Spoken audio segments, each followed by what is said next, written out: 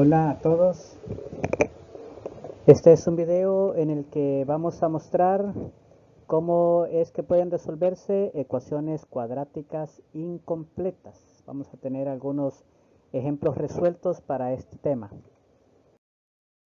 Primero, ¿qué sería una ecuación cuadrática incompleta? Bueno, usted ya conoció antes lo que es una ecuación cuadrática completa. Este es un ejemplo de lo que sería una ecuación cuadrática completa, 8x al cuadrado más 4x menos 9 igual a 0. Debe usted notar que tiene tres términos. El primero es 8x al cuadrado, es un solo término. El otro término es 4x y el otro término es menos 9. Esos son los tres términos de esta ecuación. Esa es una ecuación completa. ¿Cómo sería una incompleta? Bueno, antes de decir cómo es una incompleta, debido a los tres términos que tiene esta ecuación cuadrática completa, decimos que está en la forma ax al cuadrado, que es el 8x al cuadrado, más bx, que es el más 4x, más c, que corresponde al menos 9. En este caso, b, c y a pueden ser números positivos o negativos, por eso es que los signos son indiferentes. Ahora sí, ¿cómo sería una ecuación cuadrática incompleta? Bueno, podríamos tener esta ecuación anterior 8x al cuadrado más 4x menos 9, pero que ahora le faltara ese menos 9, que solo fuera 8x al cuadrado más 4x igual a 0. Entonces vea que ahora está incompleta, le falta el menos 9 que teníamos al final del lado izquierdo del igual. Entonces esta es una ecuación cuadrática incompleta, le falta ese tercer término, y entonces decimos que es una ecuación de la forma ax al cuadrado más bx, nada más, igual a 0. Esa podría ser una ecuación cuadrática incompleta. O podría pasar, por ejemplo, que tengamos la misma ecuación primera, pero ahora solo tengamos los términos 8x al cuadrado menos 9 igual a 0. Entonces ahora lo que falta es el término de en medio, el 4x.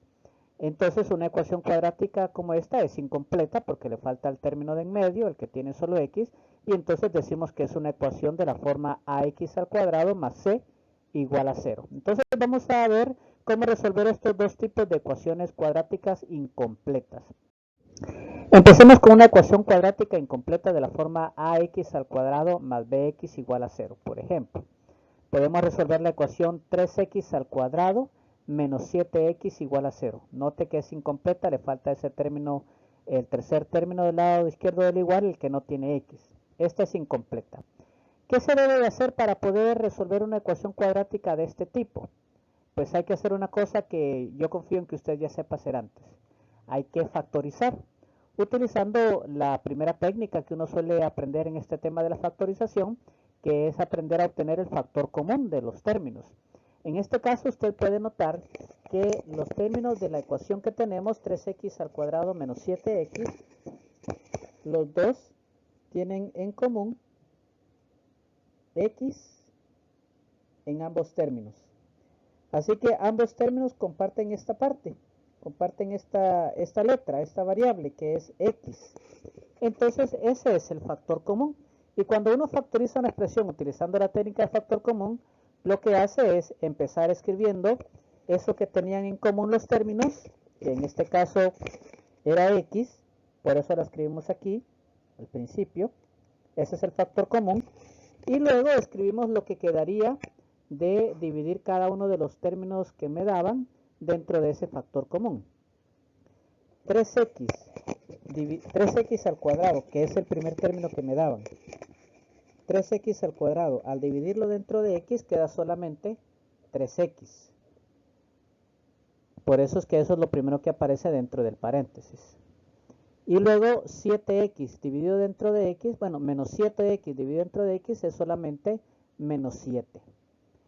Esta expresión entonces que estoy escribiendo acá, esta es la factorización que corresponde a esta expresión, a esta ecuación que tenía al principio. Repito, el factor común de estos dos términos es x, es lo que se escribe al principio, y luego 3x al cuadrado, al dividirlo dentro de x, queda 3x. Esta es la primera división.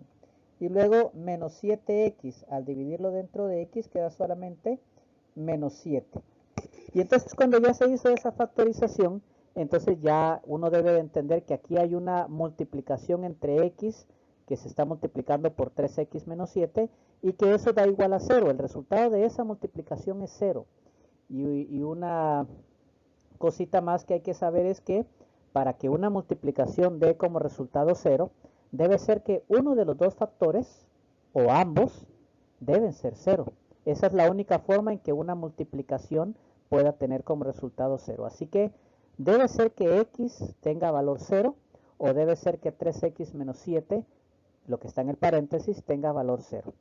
Como no sabemos cuál de los dos es o si los dos, entonces lo que corresponde es hacer ambas suposiciones. Es decir, de esas dos raíces, de esos dos factores, x y 3x menos 7, empezamos suponiendo que debe ser que x sea igual a 0. Y cuando nos escribimos esta expresión ya no hay nada más que decir. Ya está dicho ahí que x es igual a 0. Y entonces esa ya es la primera solución para esta ecuación. Cabe decir que para una ecuación de este tipo siempre vamos a tener una de las soluciones siendo x igual a 0. Pero ahora nos toca suponer que el otro factor, 3x menos 7, sea igual a 0. Y entonces escribimos eso. Escribimos 3x menos 7 igual a 0. Y esta es una ecuación sencilla de primer grado con una incógnita que usted también debe poder resolver. Movemos ese 7 que está negativo para el segundo miembro de la ecuación, del otro lado del igual. Y entonces queda 3x igual a 7. Note que cambió el signo del 7. Y para terminar de resolver esta ecuación, el 3 que está multiplicando a x pasa a dividir al 7. Y entonces queda que x es igual a 7 dividido 3. Como esa división no se puede hacer exactamente, se deja indicada así. Se deja indicado que x es igual a 7 tercios. Y entonces esas son las dos soluciones que le corresponden a esta ecuación. X es igual a 0 y x es igual a 7 tercios. Así se resuelve una ecuación de este tipo. Pero veamos otro ejemplo. Resolvamos ahora la ecuación 4x al cuadrado igual a menos 64x. Note que es del mismo tipo de ecuación, con la única diferencia de que ahora el segundo término está del lado derecho del igual, en el segundo miembro. Entonces lo primero que hay que hacer es pasarlo para el lado izquierdo, donde está el otro término, para que queden juntos. Y entonces ya se parece a lo que acabo de resolver. Y nuevamente lo que hay que empezar haciendo es sacar el factor común. La única diferencia en este caso es que los números, los coeficientes 4 y 64, tienen factor común.